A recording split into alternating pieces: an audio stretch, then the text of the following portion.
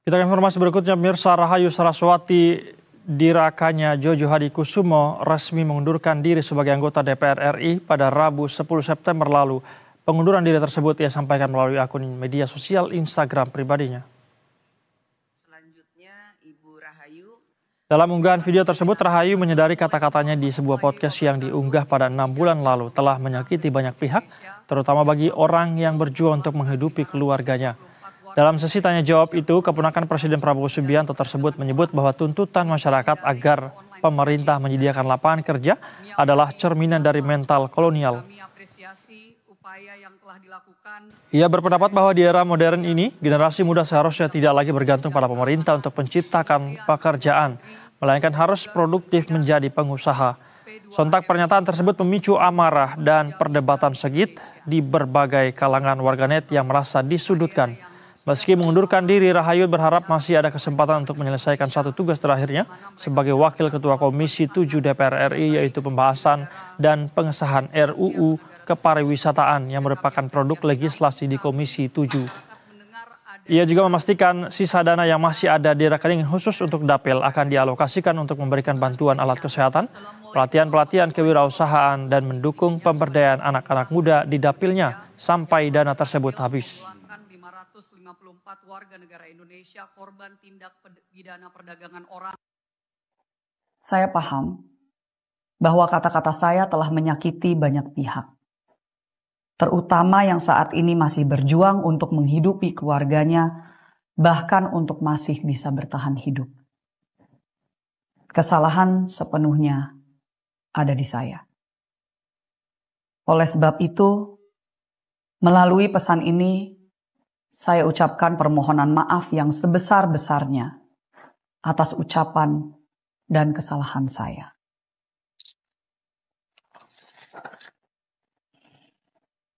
Dengan ini, saya menyatakan pengunduran diri saya sebagai anggota DPR RI kepada fraksi Partai Gerindra.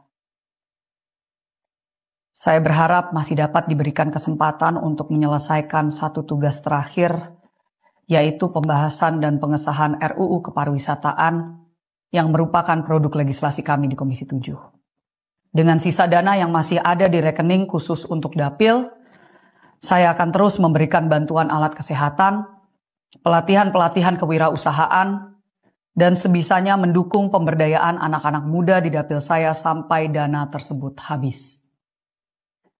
Informasi selengkapnya terkait pengunduran diri anggota DPR RI Rahayu Saraswati, kita sudah terhubung dengan reporter Berita Satu, ada Ilham Octavian, dan juru kamera Wahyu Santiko yang saat ini berada di gedung DPR Senayan, Jakarta.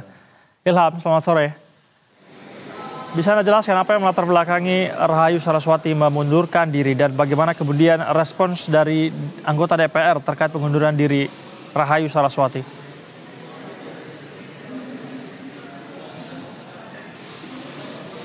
Ya, selamat sore Said dan juga pemirsa.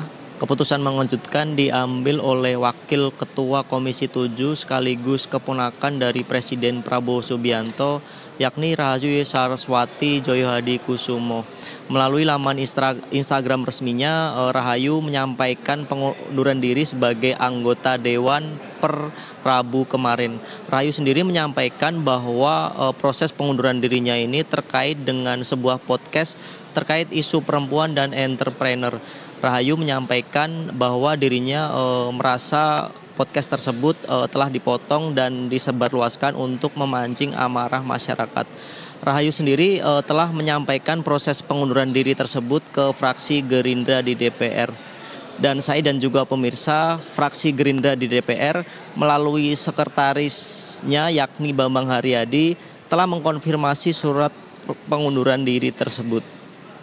Dan saat ini proses pengunduran diri dari Rahayu sendiri telah dikonfirmasi dan diproses begitu. Namun Rahayu sendiri tidak langsung mundur sebagai anggota DPR. Bambang Haryadi sempat menyampaikan bahwa proses pengunduran diri harus melalui 2 tahapan, yakni diantaranya melalui proses pergantian antar waktu atau PAW sesuai dengan Undang-Undang MT3. Dan untuk selama belum melakukan PAW, Rahayu sendiri belum secara resmi begitu untuk mengundurkan diri sebagai anggota DPR.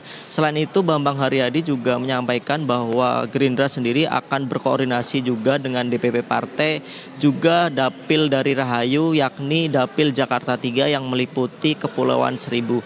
Berikut pernyataan lengkap dari Sekretaris Fraksi Gerindra di DPR, Bambang Haryadi, terkait proses pengunduran diri Rahayu Saraswati.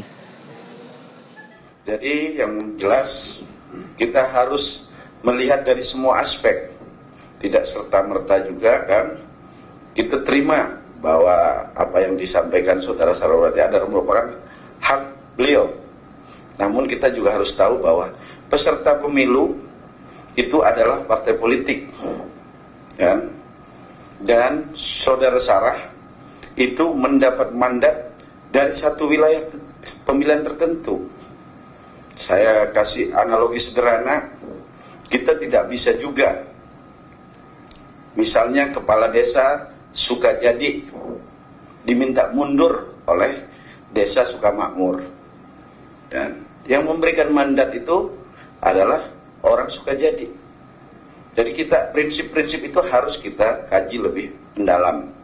Tapi kita tetap juga mengedepankan hak masing-masing anggota DPR. Beliau mau mengundurkan diri atau apapun, itu merupakan hak yang wajib kita hormati. Dan saya yakin beliau sudah melalui pertimbangan yang matang, baik dari aspek dirinya maupun keluarganya. Ya, selama Rahayu Saraswati belum melalui proses pergantian antar waktu atau PAW, statusnya sendiri masih berstatus sebagai anggota Dewan Nonaktif. Demikian. Baik Ilham, masih ada tahapan-tahapan yang perlu dilalui oleh Rahayu Saraswati begitu ya, salah satu tadi harus ada PAW. Terima kasih atas laporan Anda. Ilham Octavian melaporkan langsung bersama dengan juru kamera Wahyu Santiko dari Gedung DPR Senayan, Jakarta. Selamat kembali bertugas.